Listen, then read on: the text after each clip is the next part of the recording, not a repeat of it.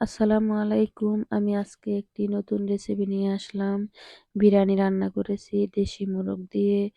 দেখুন আমার পুরা ভিডিওটা অবশ্যই ভালো লাগবে। এই যে দেখুন গোশটা কত ভালোভাবে সিদ্ধ হয়েছে। আমি কিভাবে রান্না করলাম পুরা ভিডিওটা না টেনে দেখবেন। আশা করি এই যে দেখুন আমার পালের একটি মোরগ ছিল। এই যে দেখুন মোরগ বিরিয়ানি খাবে বলছে। এখন আমি এই মোরগটাকে বেঁধে রেখেছি। এটাকে জব করে কেটে নিয়েছি। দেখুন আমি কেটে নিতেছি। ধুয়ে পরিষ্কার করে বাকি গোশটি রেখে যেগুলি আমার দরকার ওই গোশগুলি বিরিয়ানির জন্য রেখেছি। এরকম রেগুলার কেটে রেখেছি। এখন দইয়ের দরকার। ঘরে তো টক দই নাই। এখন আমি তরল দুধ ছিল আর লেবুর রস দিয়ে আমি দইটাকে তৈরি করে নেব। এই দেখুন দইটা তৈরি হয়ে যাচ্ছে আমার টক দই। এই দেখুন কিরকম করে আমি টক দইটা তৈরি করলাম। এখন আমি দিয়ে দিলাম পরিমাণ মতন আদা বাটা, দিয়ে দিলাম পরিমাণ মতন রসুন বাটা,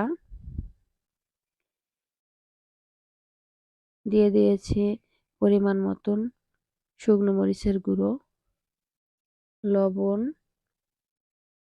এখন টক দইটাকে আমি দিয়ে দিলাম 1 কাপ পরিমাণ টক দই তৈরি করেছি আমি। এখন দিয়ে দেব বিরিয়ানির মশলাটা। প্যাকেটের বিরিয়ানি মশলাটা অবশ্যই আমি ব্যবহার করেছি। আজকে আমি হোটেলের মতো বিরিয়ানি রান্না করব দেশি মোরগ দিয়ে। এই দেখুন আমি সুন্দরভাবে গোশটাকে মেরিনেট করে নিচ্ছি।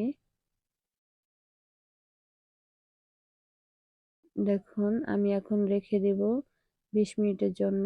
ফিরে আসলাম রান্নাঘরে। তেল দিয়ে দিলাম প্যানে। আলুটা ভালোভাবে ধুয়ে কেটে পরিষ্কার করে আমি নিয়েছি। এখন আমি আলুটাকে ভালোভাবে ভেজে নেব। বিরিয়ানির ভিতরে আলুটা না দিলে আমার কাছে কেমন খালি খালি লাগে, মনে হয় ভালো লাগে না। তার জন্য আমি আলু ব্যবহার করি বিরিয়ানি রান্না করলে। অবশ্যই আলুটা দিবেন, তাহলে বিরিয়ানির টেস্টটাই বেড়ে যায়। এই দেখুন এরকম সুন্দরভাবে যে আলুটা একদম ভালো ভাজা হয়ে গিয়েছে। এখন আমি তুলে নিচ্ছি। সবগুলো আমি তুলে নিচ্ছি। এখন আমি দিয়ে দিলাম পেঁয়াজ। পেঁয়াজটাকে আমি ভালোভাবে বেরেস্তা করে নিয়েছি। কিছুটা বেরেস্তা তুলে নিলাম। আর কিছুটার ভিতরে আমি এখন মেরিনেট করা মুরগির গোশটা দিয়ে দেব। দিয়ে এখন আমি ভালোভাবে নেড়েচেড়ে কষিয়ে নেব। আর কোনো পানি ব্যবহার করব না। দারচিনি দিয়ে দিলাম, গোটা এলাচ লবঙ্গ দিয়ে দেব। এখন দিয়ে দিয়েছি কিছু গোলমরিচ।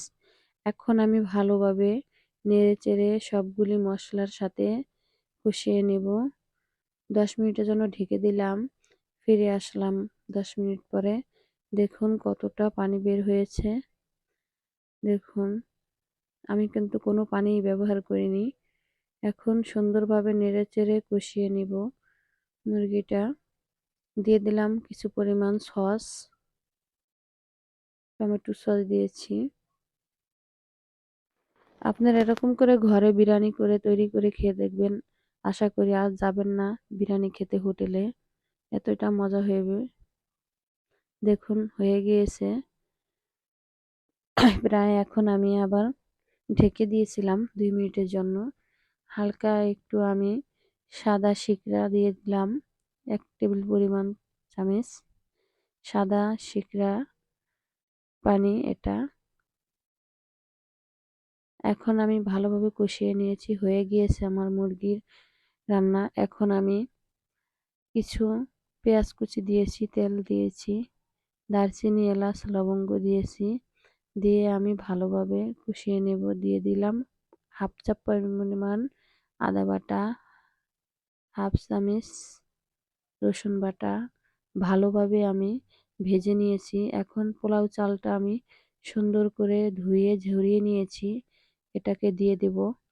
দিয়ে সুন্দরভাবে নেড়েচেড়ে একদম সুন্দর করে চালটাকে ভেজে নিতে হবে, তাহলে বিরিয়ানিটা ঝরঝরা হয়। এখন আমি ফুটন্ত গরম পানি দিয়ে দিলাম। অবশ্যই পানিটা যদি ১ কেজি পানি হয়, ১ কেজি চাল হয়, অবশ্যই আপনারা ২ কেজি পানি দিবেন, এটাই আসল সঠিক মাপ। দিয়ে দিলাম লবণ।